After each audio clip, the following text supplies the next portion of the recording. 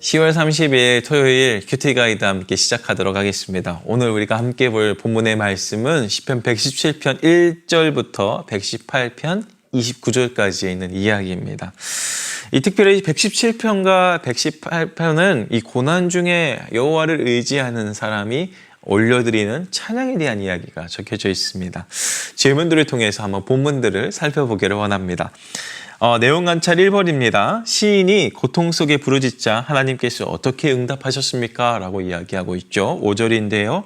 내가 고통 중에 여호와께 부르짖었더니 여호와께서 응답하시고 나를 넓은 곳에 세우셨도다 라고 이야기합니다. 하나님을 부르고 고통 속에서 하나님을 부르자 하나님께서 어떻게 하셨다고 말씀하고 있습니까? 바로 넓은 곳에 자신을 세우셨다 이야기하고 있습니다. 2번입니다. 여호와께 피하는 것이 무엇보다 낫다고 고백하고 있습니까? 라고 이야기하는데요. 8절과 9절입니다. 여호와께 피하는 것이 사람을 신뢰하는 것보다 나으며 여호와께 피하는 것이 고관을 신뢰하는 것보다 낫도다 라고 이야기하고 있습니다. 이 시편에서 우리가 계속해서 시편을 보고 있지만 이 히브리적 문학적 특성이 갖춰져 있는 오늘 본문의 이야기인데요. 대꾸법이라고 해서 똑같은 이야기를 다르게 이야기하는 방식입니다. 여호와를 피하는 것이 사람을 신뢰하는 것보다 낫고 고관을 신뢰하는 것보다 낫다.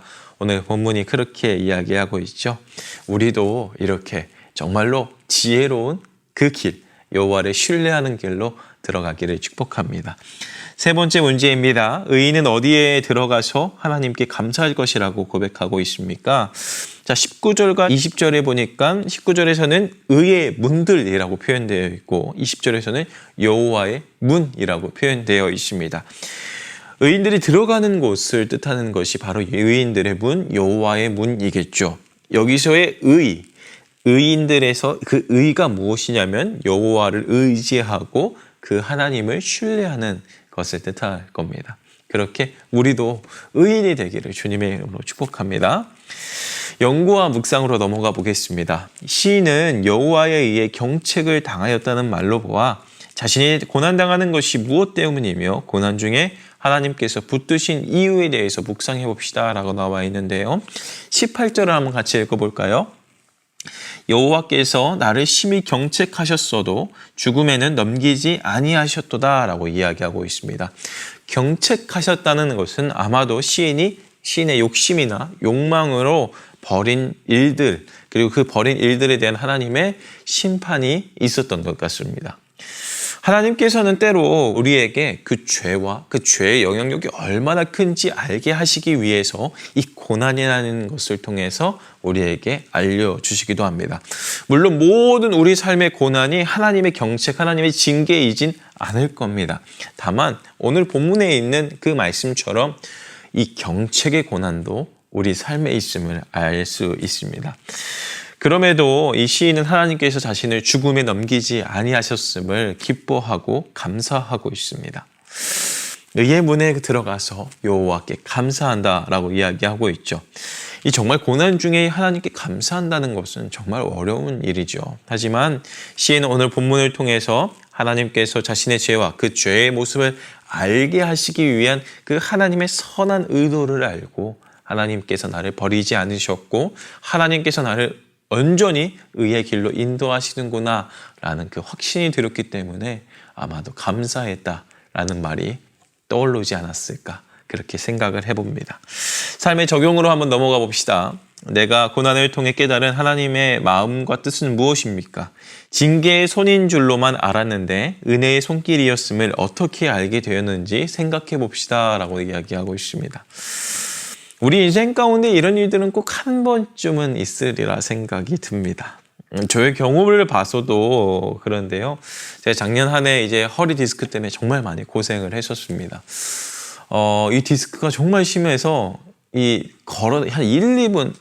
1분 정도, 1분도 제대로 걷지 못했었고, 이 눕는 것도, 이 똑바로 눕는 것조차도 제대로 되지 않아서 정말 고통 속에서 힘들어하고 있었는데요.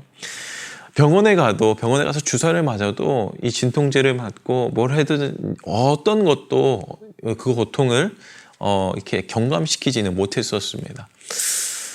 그렇게 아픔의 세월이 지난 다음에 올해부터는 제가 갑자기 또 하나님의 은혜 주셔서 좋게 더 이제 상황이 좋아지게 되는데요. 정말 그때를 생각해 보면 하나님 왜 이렇게 나를 힘들게 하셨습니까? 나 너무 힘들었었습니다 라고 생각이 들었지만 지금 와서 이렇게 생각을 해보면 성도님들께서 어디가 아프다, 특히 허리가 아프고 목이 아프고 디스크다 라는 이야기를 들을 때마다 그 고통과 그 아픔이 얼만큼인지 더 어떻게 보면 마음으로 깨달았던 것 같습니다.